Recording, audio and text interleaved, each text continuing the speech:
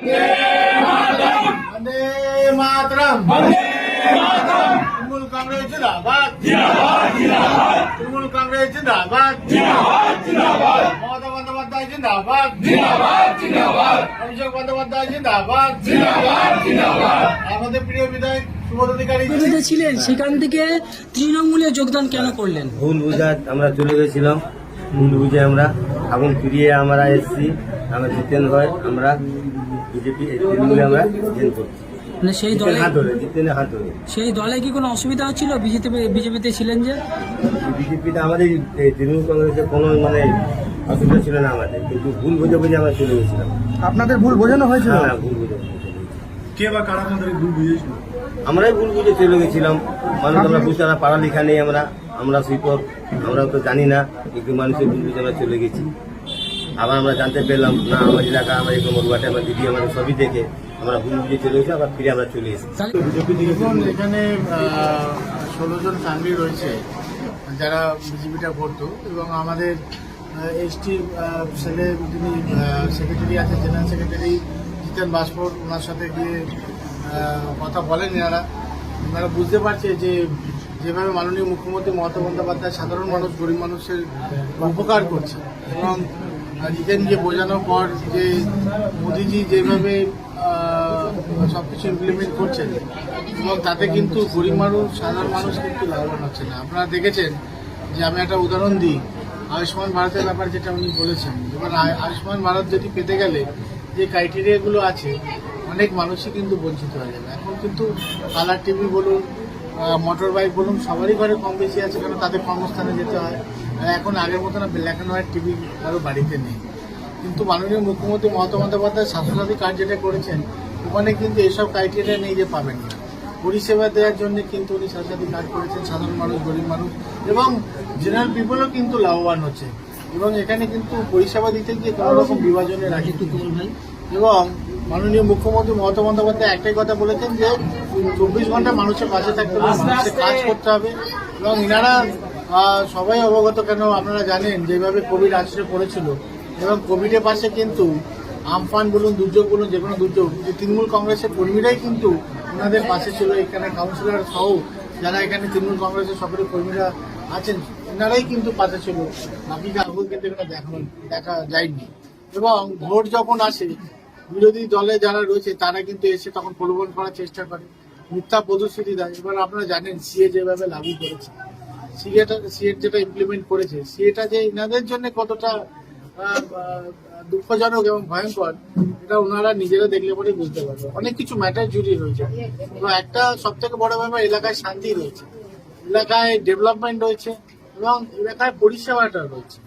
তো সেই নিরিখে ওনারা রিয়েলাইজ করে ওনারা বুঝতে পেরেছেন, তাই জন্য আজকে ওনারা জয়েন করলেন। ওনাদেরকে আমি স্বাগত করি আমাদের তৃণমূল কংগ্রেস ফ্যামিলিতে।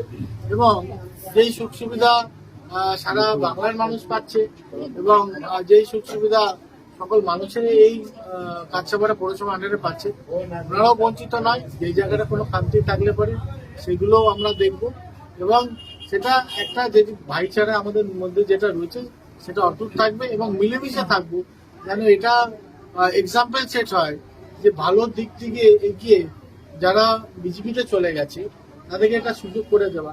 কেন একমাত্র মেন্টাল সাপোর্ট বলুন, একমাত্র ফ্যামিলি সাপোর্ট বলুন, সেটা মাননীয় মুখ্যমন্ত্রী খুব বড়।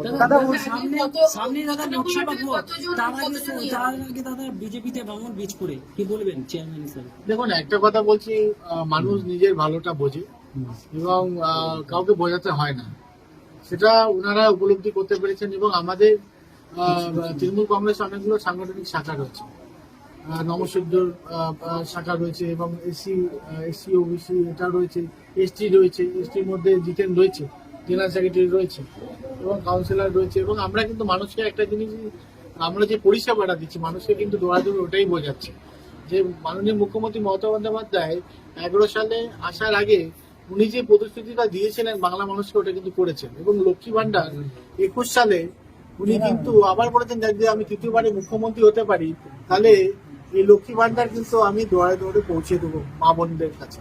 দেখুন, কিন্তু উনি জেতার পরে কিন্তু এটা করেছে। এবং আপনি দেখুন, যারা 500 টাকা পেত, এসসি এসটি যারা আছেন, তাদেরকে 1200 টাকা করেছে এবং জেনারেল পিপুলের জন্য 1000 টাকা করেছে। এই যে মান্যতাটা এবং নোটবন্দি পর যেভাবে মা বোনেরা তাদের চালের ড্রামে বলুন, আটার ড্রামে বলুন, হরলিক্সের কোটে বলুন, যেভাবে পয়সাগুলো অর্জন করে রাখতো, সেটা কিন্তু তাদের কাছে আজকে নেই। কিন্তু দিদি যতটা পারছে হার্ডশিপের মধ্যেও কিন্তু বাংলার মানুষকে হেল্প আউট করছেন এবং সহযোগিতা করছেন। ওনারা এটা রিয়েলাইজ করছেন, কেন মোদিজি এত বড় একটা জায়গা থেকেও কিন্তু ওনার যে স্কিম আছে দৌড়ে দৌড়ে পৌঁছে দিতে পারছে না বাংলা মানুষের কাছে। দাদা বীজপুর বিধায়ক যেমন বলেছে, দাদা বীজপুর টোটাল 16টা ফ্যামিলি রয়েছে, 16টা ফ্যামিলি তারা সকলেই জয়েন করেছে এবং আরো অনেকজন রয়েছে যারা যোগাযোগ করছে। আমরা সবাইকে অভিনন্দন জানাই, কেন সবাই তাদের নিজের ভুলটা বুঝতে পারছে। ভুলটা কোথায় বুঝতে পারছে, যে ডেভেলপমেন্ট বলুন, শান্তি বলুন, সবকিছু কিন্তু মাননীয় মুখ্যমন্ত্রীর দ্বারাই হচ্ছে। দাদা বীজপুর বিধায়ক যেমন বলে সবাই বিজেপি কর্মী। দাদা বীজপুর বিধায়ক যেমন বলেছিল অর্জুন সিং আসার পর ভোট বাড়বে এবং সেরকম অর্জুন সিং এর র্যালির পরই তারা বিজেপি ছেড়ে তৃণমূলে যোগ দিল, কি বলবেন? দেখুন, একটা ছোট এক্সাম্পল দিই। এখানে যিনি কাউন্সিলর রয়েছেন, এখানে যেভাবে উনি এই অঞ্চলে মানুষকে পরিষেবা দেন, সেটা এই অঞ্চলের মানুষ যারা আজকে জয়েন করেছে এবং এই অঞ্চলে যারা মানুষ রয়েছে তাদের থেকে একটা ফিডব্যাক নিন যে উনি কি করছেন। এবং অর্জুন সিং যিনি কুৎসা করে যাচ্ছে, মানুষের জন্য ভালো ভাবনা চিন্তা করতে হবে এবং ভালো ভাবনা চিন্তা করলে পরে মানুষ ভালো দিকটা চিন্তা। উনি তো একবার তৃণমূলে আসছেন, একবার বিজেপিতে যাচ্ছেন, একবার আবার তৃণমূলে আবার বিজেপিতে। উনি কিন্তু ওনার স্বার্থটাকে বেনিফিটেড করার জন্য কিন্তু এই কাজগুলো করছেন। কিন্তু আমরা কি বিশ্বাসী? আমরা বিশ্বাসী মানুষের পরিষেবা, আমরা বিশ্বাসী চেয়ার বদলে নয়, আমরা বিশ্বাসী ডেভেলপমেন্ট, শান্তি এবং মানুষকে একসাথে নিয়ে চলার যেই কালচার হেরিটেজ সারা বাংলায় মাননীয় মুখ্যমন্ত্রী মমতা বন্দ্যোপাধ্যায় অটুট করে রেখেছে, সেটাকেই আমরা বরকরার রাখবো। এবং অর্জুন সিং যত এইসব কুৎসা কথা বলবে, সত্যি কথাই যেভাবে মাননীয় বিধায়ক বলেছেন সেইভাবেই কিন্তু আমাদের ভোটটা বাড়বে। আগামী দিনে কি তাহলে জামানত জব্দ হতে চলেছে?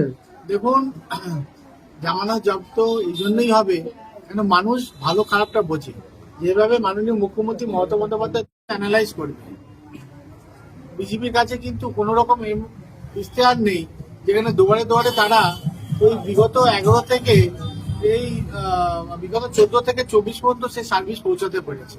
আপনারা বলুন না, 2 কোটি করে ওনারা বলেছেন রিক্রুটমেন্ট হবে এবং সারা ভারতবর্ষের যুবক যুবতী যারা এডুকেটেড রয়েছে তারা জব পাবে। তাহলে 14 সাল থেকে 24 সাল পর্যন্ত এই 10-11 বছরে যদি আপনি 2 কোটি করে ধরেন, তাহলে 20 কোটির যুবক যুবতীদের প্লেসমেন্ট হওয়া উচিত ছিল, সেটা তো হয়নি। এবং অনেক কিছু প্রতিশ্রুতি দিয়েছেন, হয়নি। এবং আপনি সব থেকে বড় ব্যাপার, আমাদের যুব আইকন অভিষেক বন্দ্যোপাধ্যায় বলেছেন যে যদি 5 বছরে যদি ফ্রি গ্যাস যদি সারা ভারতবর্ষের মানুষকে যদি দিতে পারে, তাহলে উনি কিন্তু উইথড্র করে নেবেন 42টা। প্রতিশ্রুতি কিন্তু দিতে পারছেন। আপনারা দেখেছেন অমিত শাহ বলেছিল যে জুমলাবাজির কথা, যে 15 লক্ষ টাকা সবার অ্যাকাউন্টে ঢুকবে। তো ওটা সবাই জানে, ইনারাও যারা আছে ইনারাও দেখেছে, ডাইরেক্টলি বলেছে তো ইলেকশন में जुमला दिया जाता है, जुमलाबाजी की है। তার মানে মিথ্যা প্রতিশ্রুতি। এগুলো আমাদের বুঝতে হবে, মানুষ বোকা নয়, মানুষ পলিটিক্সটা বোঝে, মানুষ নিজের ভালোটা বোঝে। বলছি